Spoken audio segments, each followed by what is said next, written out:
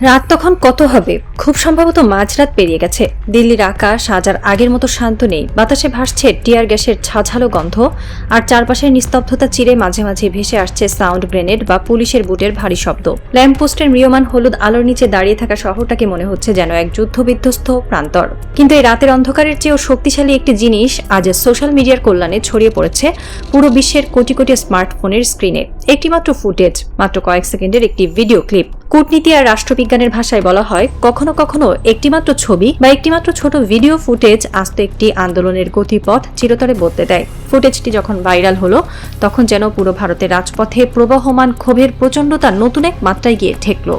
ভিডিওতে কি দেখা যাচ্ছে? দিল্লির কোনো এক ব্যস্ত রাজপথ। ব্যাকগ্রাউন্ডে চলছে আগুন, উড়ছে ধোঁয়া। রাস্তার ঠিক মাঝখানে বিশাল একটি বিলবোর্ড বা ব্যানারে হাসি মুখে দাঁড়িয়ে আছেন ভারতের বর্তমান প্রধানমন্ত্রী, স্বঘোষিত বিশ্বগুরু নরেন্দ্র মোদী। গত এক দশক ধরে এই ছবিটিকে ভারতের প্রতিটি কোণায় দেবতার মতো পুজো করা হয়েছে, কিন্তু আজ দৃশ্যপট ভিন্ন।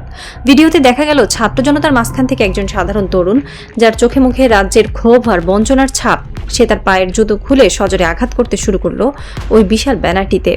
জুতোর পর জুতো, এক একটি আঘাতই ব্যানারে থাকা মোদীর সেই অহংকারী চেহারাটি ফুরে যাচ্ছে, ছিঁড়ে যাচ্ছে। নিমেষে মোদীর সেই মেকি জাদুকরী চেহারাটি আক্ষরিক অর্থেই ফুটো হয়ে গেল। এই ছবি কেবল একটি পলিথিন বা ভিনাইল ব্যানারের ফুটো নয়, আন্তর্জাতিক রাজনৈতিক বিশ্লেষকদের চোখে এটি ছিল একটি বিশাল রূপক। এটি আসলে মোদীর গদি ফুটো হয়ে যাওয়ার, তার লৌহ কঠিন সাম্রাজ্যের ভিত নড়ে যাওয়ার এক অমোঘ আলামত। স্বৈরাচারীদের একটি সাধারণ এবং অত্যন্ত ভুল মনস্তত্ত্ব আছে। তারা ভাবে ভয় দেখিয়ে রাষ্ট্রযন্ত্রের পেশি শক্তি ব্যবহার করে সাধারণ মানুষকে অনন্তকাল দমিয়ে রাখা যায়। কিন্তু রাষ্ট্রবিজ্ঞানের একটি চিরন্তন সত্য হলো, কখনো মানুষকে এমনভাবে ভয় দেখাতে হয় না যে মানুষ আর কখনো ভয় পাবে না। মোদী সরকার গত 10 বছর ধরে ঠিক এই ভুলটি করে এসেছে। ইডি, সিবিআই, পুলিশ, আরএসএস এর পেটোয়া বাহিনী দিয়ে তারা ভারতের সাধারণ মানুষ, বিরোধী দল এবং তরুণ প্রজন্মকে এক চরম ভয়ের মধ্যে আটকে রেখেছিল।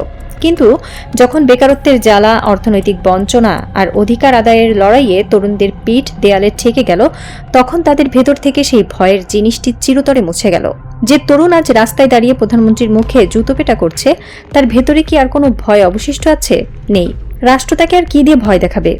জেল, ফাঁসি, পুলিশ রিমান্ড? যখন মানুষের আর বাঁচার কোনো আশা থাকে না, তখন সে মৃত্যুকেও আর ভয় পায় না। মোদী তার তথাকথিত রামরাজত্ব বা হিন্দুত্ববাদী স্বৈরাচারী শাসনের একদম শেষ অধ্যায়ে এসে পড়েছেন। যে রাজত্ব দাঁড়িয়েছিল মেকি ধর্ম আর ভয়ের উপর, সেই রাজত্বের ভিত আজ একটি জুতোর আঘাতে তাসের ঘরের মতো ধসে পড়েছে।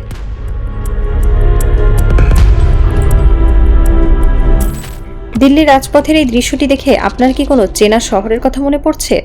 একটু চোখ বন্ধ করে মাত্র কয়েক মাস আগের একটি দৃশ্যপট কল্পনা করুন। 2024 সালের জুলাই-আগস্ট মাস। ঢাকার রাজপথেও সেদিন ঠিক একই রকম আগুন জ্বলছিল। সেদিনের ছাত্র জনতাও ঠিক এভাবেই স্বৈরাচারের বিরুদ্ধে রাস্তায় নেমেছিল। শেখ হাসিনা ভেবেছিলেন তার পুলিশ, র্যাব আর ছাত্রলীগ দিয়ে তিনি ছাত্রদের পিষে মারবেন। কিন্তু ফল কি হয়েছিল? জুলাই আন্দোলনে আমরা ঠিক এমনই সব দৃশ্য দেখেছিলাম। সারা দেশে মোড়ে মোড়ে দাঁড়িয়ে থাকা শেখ মুজিব এবং শেখ হাসিনার ছবি, বিশাল বিশাল ব্যানার আর অলঙ্ঘনীয় ভাস্কর্যগুলো আক্ষরিক অর্থেই এফোর ওফোর করে দিয়েছিল ক্ষুব্ধ ছাত্র জনতা। যে ভাস্কর্যগুলোকে একসময় পাহারা দেওয়া হতো, যে ছবিগুলোর দিকে আঙুল তুললেও মানুষকে আয়নাঘরে গুম করে দেওয়া হতো, সেই ছবিগুলোতে সাধারণ মানুষ জুতো পেটা করেছিল, থুতু ছিটিয়েছিল। রাজনীতির ভাষায় এটি হলো যে কোনো স্বৈরাচারী শাসকের পতনের অন্যতম প্রধান লক্ষণ। যখন কোনো নেতার ছবি বা ভাস্কর্যের প্রতি মানুষের মনে আর কোনো সম্মান বা ভয় অবশিষ্ট থাকে না, তখন বুঝতে হবে সেই নেতার রাজনৈতিক মৃত্যু ইতিমধ্যেই ঘটে গেছে। তার শারীরিক বা আনুষ্ঠানিক পতন কেবল সময়ের ব্যাপার মাত্র। আজ ভারতের রাজপথে মোদীর ব্যানারের যে পরিণতি হচ্ছে তা প্রমাণ করে দিচ্ছে দিল্লি আজ ঢাকার সেই রক্তাক্ত জুলাইয়ের পথেই হাঁটতে শুরু করেছে। শাসক গোষ্ঠী সবসময় একটি মারাত্মক বিভ্রমে ভোগে। তারা মনে করে ভারী হেলমেট, হাতে লাঠি, অত্যাধুনিক রাইফেল, সাউন্ড গ্রেনেড আর মেশিনগান যুক্ত পেটোয়া বাহিনীই বুঝি পৃথিবীর সবচেয়ে শক্তিশালী ফোর্স। তারা মনে করে এই সশস্ত্র বাহিনীর সামনে কোনো সাধারণ মানুষ টিকতে পারবে না। কিন্তু ইতিহাস বারবার প্রমাণ করেছে পৃথিবীর সবচাইতে শক্তিশালী ফোর্স কোনো অস্ত্র বা সেনাবাহিনী নয়। পৃথিবীর সবচাইতে শক্তিশালী ফোর্স হলো এই ছাত্র জনতা। কেন? কারণ যাদের হারানোর কিছু নেই, যারা মরতে ভয় পায় না, তাদের সামনে কোনো মেশিন গানই কাজ করে না। দিল্লির রাস্তায় আজ যে তরুণরা দাঁড়িয়ে আছে, তাদের গায়ে কোনো বুলেট প্রুফ জ্যাকেট নেই, তাদের মাথায় কোনো হেলমেট নেই, তাদের আছে শুধু বুক ভরা ক্ষোভ আর পরিবর্তনের অদম্য স্পৃহা। পুলিশের লাঠি চার্জ বা টিয়ার গ্যাসের শেল তাদের হয়তো সাময়িকভাবে পিছিয়ে দিতে পারে, কিন্তু তাদের মনোবল ভাঙতে পারবে না। ঢাকার রাজপথে মুগ্ধ যেমন বুক পেতে দিয়ে বলেছিল পানি লাগবে পানি, অথবা আবু সাঈদ 2 হাত প্রসারিত করে বুলেটের সামনে দাঁড়িয়েছিল, আজ ভারতের রাজপথেও ঠিক তেমন অসংখ্য আবু সাঈদ আর মুগ্ধর জন্ম হচ্ছে। ওসব মেশিন গান বা পেটোয়া বাহিনীর কেয়ার করার সময় তাদের আর নেই।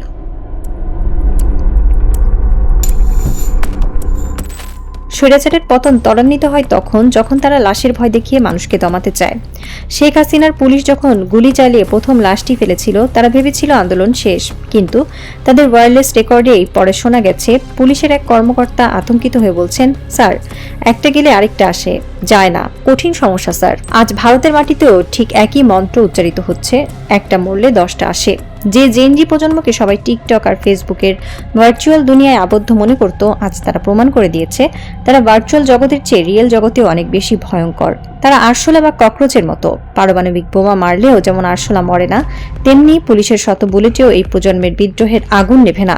দিল্লির সাউথ ব্লকের কর্তারা আজ হয়তো বুঝতে পারছেন তারা এমন এক ঘুমন্ত আগ্নেয়গিরিকে খুঁচিয়ে জাগিয়ে তুলেছেন, যার লাভা কেবল তাদের সিংহাসনই নয়, তাদের পুরো রাজনৈতিক ক্যারিয়ারকেই ভস্মীভূত করে দেবে। দিল্লির রাইসিনা হিলে আজ হয়তো কারো চোখে ঘুম নেই। সাউথ ব্লকের শীতাতপ নিয়ন্ত্রিত ওয়ার রুমে বসে মোদির নীতি নির্ধারকরা হয়তো সিসিটিভি ক্যামেরায় দেখছেন সেই পুড়ে যাওয়া ব্যানারটির দৃশ্য, তাদের কপালে জমছে বিন্দু বিন্দু ঘাম। তারা হয়তো ভাবছেন আরো বেশি পুলিশ নামিয়ে, আরো বেশি টিয়ার গ্যাস ছুড়ে তারা তাদের এই মেকি সাম্রাজ্য বাঁচিয়ে রাখবেন। কিন্তু তারা বুঝতে পারছেন না যে তারা এমন একটি টাইম বোমার উপর বসে আছেন যার টাইমার অন হয়ে গেছে। একটি রাজনৈতিক এবং মনস্তাত্ত্বিক থ্রিলার আজ তার সবচেয়ে চরম এবং শ্বাসরুদ্ধকর ক্লাইম্যাক্সে এসে দাঁড়িয়েছে। দাবার বোর্ডে সাধারণ ছাত্র জনতা তাদের কিস্তিমাতের চালটি অত্যন্ত নির্ভুলভাবে চেলে দিয়েছে। আগামী কয়েকটা দিন ভারতের ইতিহাসের জন্য অত্যন্ত নির্ণায়ক হতে যাচ্ছে। মোদী সরকার কি পারবে এই আসন্ন গণ অভ্যুত্থানের সাইক্লোন থেকে নিজের মসনদ বাঁচাতে, নাকি শেখ হাসিনার মতোই তাকেও কোনো এক মেঘলা দুপুরে ক্ষমতার দম্ভের রাজপ্রাসাদ ছেড়ে চিরতরে পালাতে হবে? অপেক্ষা কেবল সেই চূড়ান্ত বিস্ফোরণের, কারণ এই নতুন বিশ্বে স্বৈরাচারীরা হয়তো আমৃত্যু ক্ষমতায় থাকার স্বপ্ন দেখে, কিন্তু ইতিহাস তাদের সেই স্বপ্নকে রাজপথের ধুলোয় মিশিয়ে দিতে এক মুহূর্ত দ্বিধা করে না। মেঘ ঘনীভূত হচ্ছে, আর রাইসিনা হিল নিঃশব্দে অপেক্ষা করছে এক প্রলয়ঙ্কারী সাইক্লোনের, যে সাইক্লোন ধুয়ে মুছে সাফ করে দেবে রিগড সিস্টেমের সমস্ত অহংকার। রাজপথের ওই ছিন্ন ভিন্ন ব্যানারটি আজ এক নতুন ভোরের ডাক দিচ্ছে, আর সেই ভোরের একটাই স্লোগান, স্বৈরাচার নিপাত যাক, গণতন্ত্র মুক্তি পাক।